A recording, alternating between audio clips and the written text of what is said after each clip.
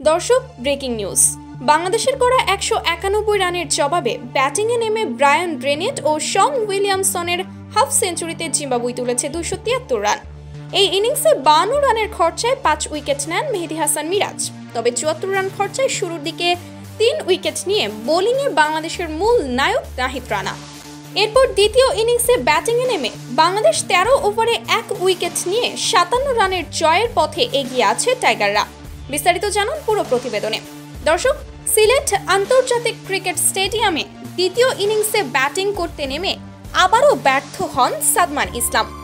Blessing মুজারাবানির of stamp তাক করা বলে খোঁচা মেরে দ্বিতীয় স্লিপে ক্যাচ তুলে দেন সাদমান। ফেরার আগে ১০ বলে ৪ রান করেন ওই ওপেনার।